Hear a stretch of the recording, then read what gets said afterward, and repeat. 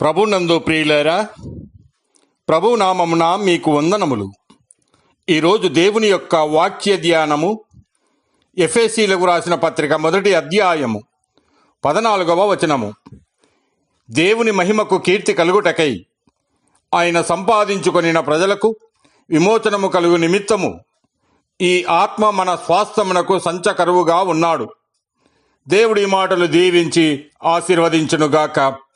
గమనించండి ప్రియులారా, ఆత్మను దేవుడు మనకు సంచకరువుగా ఇచ్చాడు. సంచకరువు అనేది ఒక అద్భుతమైన పదం. పౌలు దినాలలో దీనికి అర్థం ఏదైనా ఆస్తిలో వాటాను లేదా ముఖ్యమైన వస్తువును కొనేటప్పుడు గ్యారంటీ ఇవ్వడం లాంటిది. పరిశుద్ధాత్మ తన బిడ్డలకు ఆయన తన పనిని ముగించి క్రమంగా వారిని మహిమలోకి తెస్తానని హామీ ఇవ్వడమే. కొనబడిన స్వాస్థ్యం యొక్క విమోచన అనే పదము క్రీస్తు రాకడలో మన దేహం యొక్క విమోచనకు తెలియజేస్తూ ఉన్నది. అయితే మొదటగా మనం ఎవరమని ఆలోచన చేస్తే మనము క్రీస్తు వారమని చెప్పవచ్చు. ఎందుకంటే క్రీస్తు మనలను స్వరక్తమిచ్చి సంపాదించుకున్నాడు. ఆయనకు మహిమ కీర్తి కలుగుటకు దేవుడు ఇజ్రాయేలీయులను తన జనముగా ఉండినట్లు చేసుకున్నాడు. అలాగుననే మనలను కూడా ఆయన సమస్తమైన దుర్నీతి నుండి మనల్ని విమోచించి సత్క్రియలందు ఆసక్తి గల ప్రజలను తన కోసరము పవిత్రపరచుకొని తన సొత్తుగా చేసుకొనుటకు తన్ను తానే మన కొరకు అర్పించుకొనెను. అయితే వారు ప్రాణము పెట్టిన ప్రభువునే మర్చిపోయారు.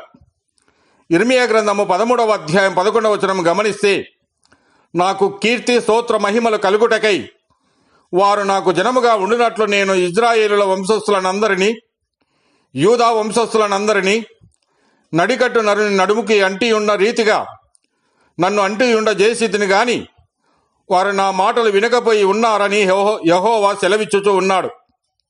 అనగా వారు ఆయన నామమునకు దూషణ తెచ్చినట్లుగా మనం చూడవచ్చు. మరి ప్రియమైన వారలారా, నేడు మనము దేవునికి మహిమ పరిచే వారముగా ఉన్నామా లేక అవమానము తెచ్చే వారముగా ఉన్నామా? మరొక మాట మనకు అర్థమవుతూ ఉంది. ఆయన సంపాదించుకొనిన ప్రజలకు విమోచనము కలుగుటకే అంటూ ఉన్నాడు. ఇది దేహ విమోచన. విమోచనము 3 దశలలో అనుభవంలోనికి వస్తూ ఉంది. 1, యేసుక్రీస్తునందలి విశ్వాసము ద్వారా మనము విమోచింపబడ్డాం.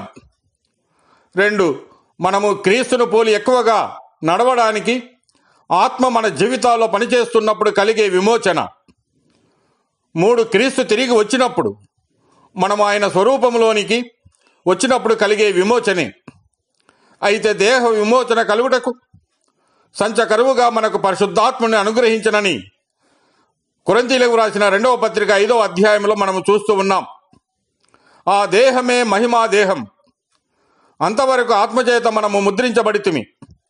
అయితే ఇక్కడ ఈ ఆత్మ మన స్వాస్థ్యమునకు సంచకరువుగా ఉన్నాడని మనకు గమనించవచ్చు. స్వాస్థ్యము అనగా అక్షయమైనది, నిర్మలమైన వాడబారని స్వాస్థ్యము. పరిశుద్ధాత్మ మనము పొందనై ఉన్న మహిమ దేహమునకు స్వాస్థ్యమునకు సంచకరువుగా ఉన్నాడు. రోమాపత్రిక 14వ అధ్యాయం 17వ వచనంలో, దేవుని రాజ్యము భోజనమును పానమును కాదు గాని నీతియు సమాధానమును పరిశుద్ధాత్మ యందలి ఆనందమునై ఉన్నది అని వాక్యము సెలవిస్తూ ఉన్నది. కనుక ప్రియులారా, ఈ ఆనందము రేపు పరలోకములో మనం అనుభవించే ఆ మహా ఆనందమునకు సూచన అయి ఉన్నది. దేవుడు మిమ్మల్ని దీవించి ఆశీర్వదించునుగాక.